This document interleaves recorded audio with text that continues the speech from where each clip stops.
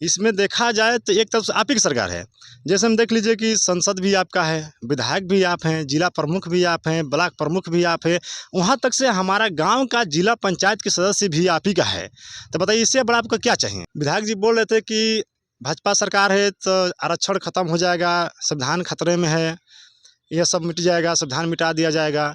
उसके बाद हम बोले कि विधायक जी आपको मालूम होगा कि 12 से 17 के बीच में जो सपा सरकार थी उसमें SC ST लोग का जो संशोधित बिल था वो फाड़ने वाला कौन थे? अखिलेश यादव जी हैं। कहते हैं कि सोशल मीडिया रातों रात आपको फर्श से अर्श तक पहुंचा सकता है।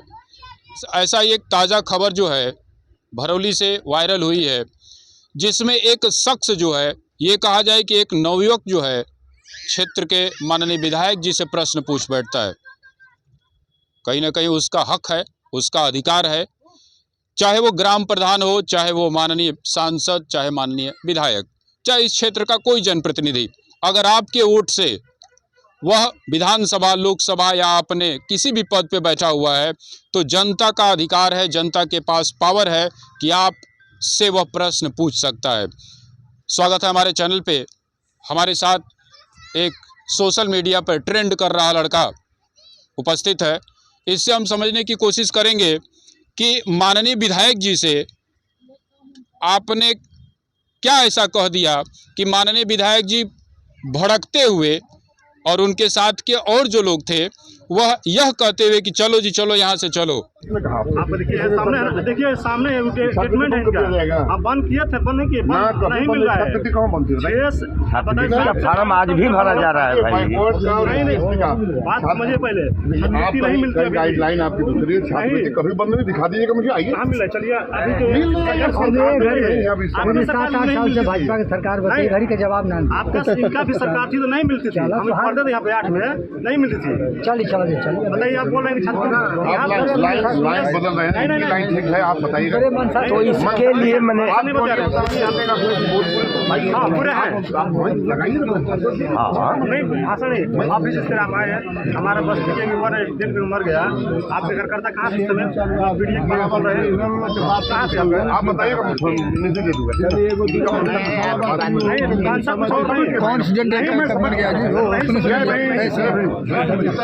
लड़का कह रहे हैं हम आए थे कि नहीं आए थे। बाबा चलिए, नहीं समझा सकते। नहीं विधायक जी अच्छा लोग वो कार्यकर्ता एक्सीडेंट हुआ था, हम आए थे यहाँ पर जी, बोले थे हम पूछिए। यही बात जो है वो वायरल हो रही है। सबसे पहले आप अपना परिचय बताइएगा और ये जो घटना घटित हुई है इसके बारे में ज़रा बताइएगा। जी, मेरा नाम सुग्रीव जाटो पड़ेगा।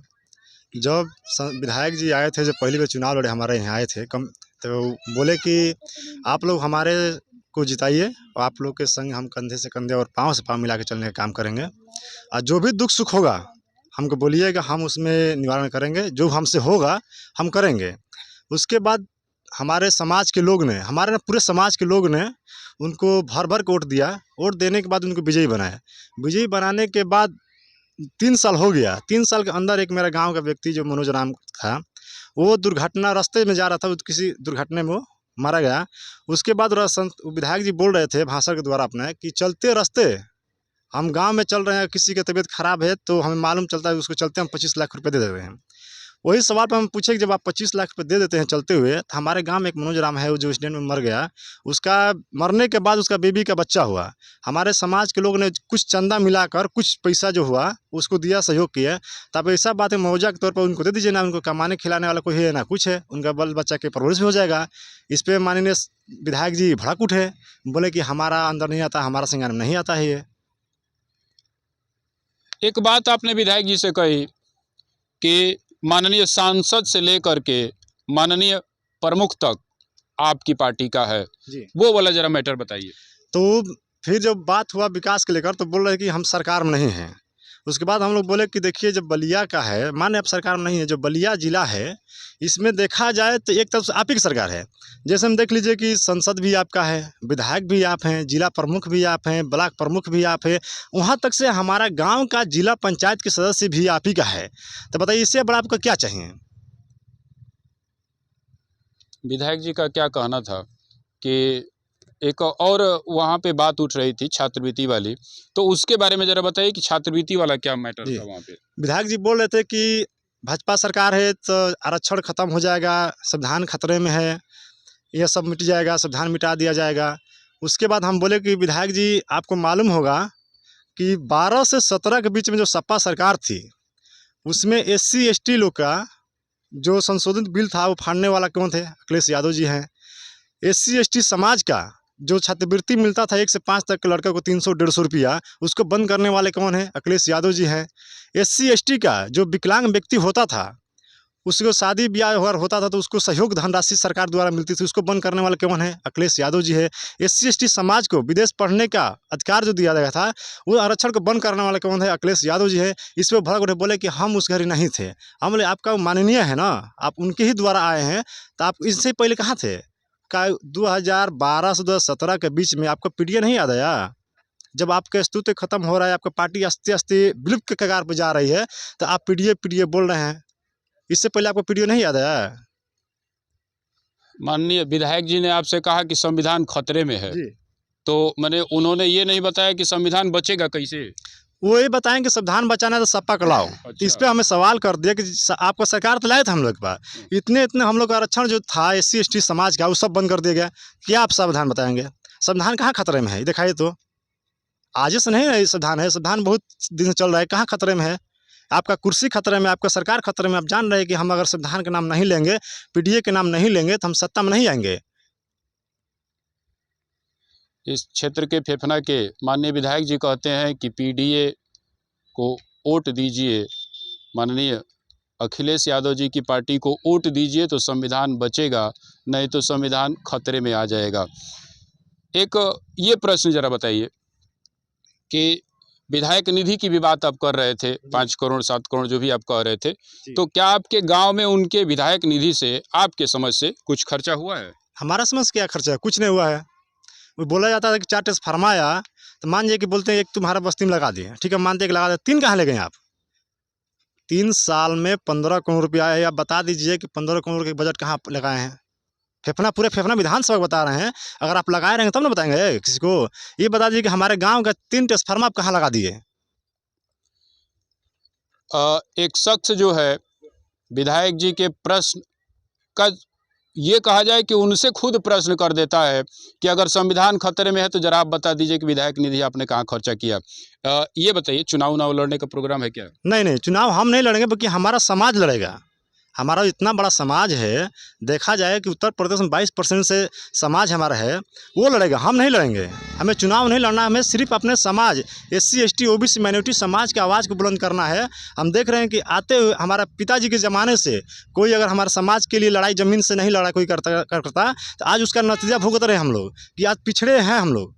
अगर हम लोग आज हम आवाज़ उठा रहे हैं तो अपने ने नहीं उठा रहे हैं। कोई विधायक जी से हम आवाज़ नहीं मांग रहे हैं, कोई पैसा नहीं मांग रहे कि हमको दे दीजिए हमारे ये काम करा, नहीं। SC ST OBC minority class के सबके लिए मैं हक के लिए लड़ रहा हूँ। क्योंकि यहाँ पे देखा जाए कि आपको क्यों प्रतिनिधि बनाया गया? जो विधायक थे पहले उनको क्यों हटाया गया कि आप विकास करेंगे? आप तो उनसे भी गए गुजरे हो जा रहे हैं। विधायक जी से डर नहीं लगा? नहीं, डर क्यों लगाएंगे? हम विधायक ने बनाए हैं उनको, क्यों हमके बनाए हैं? ये फेफना विधानसभा का 2.5 लाख वोटर ने उनको विधायक बनाया है। कोई विधायक जी हमको नहीं बनाया है कि चलो सुग्रीव जाटव तुमको घर दिए, पैदा हो गए, इतना बड़ा हो गए हो। हम उनके बनाए हैं, वो हमारे नौकर हैं, समाज के नौकर है। प्रश्न हमारा नहीं, हमारा पूरा समाज जो फेफना विधानसभा का है उनका वो नौकर है, क्योंकि एक वोट उनको दे के बनाया गया है विधायक।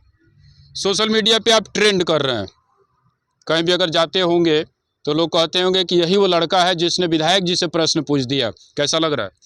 अच्छा लग रहा है। जो अच्छा काम करेगा सो पूछबे करेगा। सब लोग बोलता है कि नहीं बढ़िया काम किया, तुम्हारे ऐसा लड़का है जो विधायक जी से सवाल कर दिया समाज के बारे में, आज तक कोई नहीं किया था। हम बोले देखिए जो भी पढ़ेगा, बाबा साहब बोले थे शीशा वो शेरनी का दूध जो पिएगा वही दहाड़ेगा, कोई बकरी के दूध नहीं कि पिए सो गए।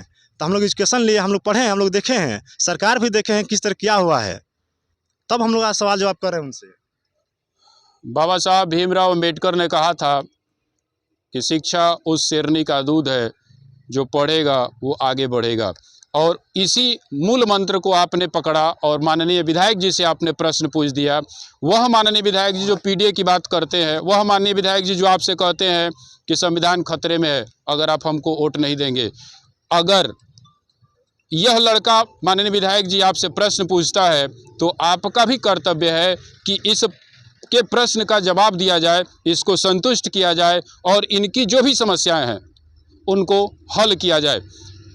एक कहावत होती है कि जनप्रतिनिधि 5 साल के लिए होता है और 5 वर्षों के बाद आपको फिर उसके दरवाजे पे जाना होगा, फिर उससे वोट की भीख मांगनी होगी। लेकिन जब आप जीतते हैं तो जीतने के बाद कहीं आप तानाशाह न बन जाएं। इसीलिए माननीय हमारे विधायक जी, आपका भी कर्तव्य है कि इस बच्चे की, इस लड़के की, इस युवा की जो मांग थी उसको आप पूरा करिए। आप चाहे ग्राम पंचायत स्तर हो, चाहे क्षेत्र पंचायत, चाहे जिला पंचायत, चाहे सांसद, चाहे विधायक, हर एक स्तर पे आपको इसीलिए चयनित किया गया है कि आप विकास करिए। आप हमारे वोट से माननीय तो बन जाते हैं, लेकिन हमारी भी सुध लीजिए। जय हिंद।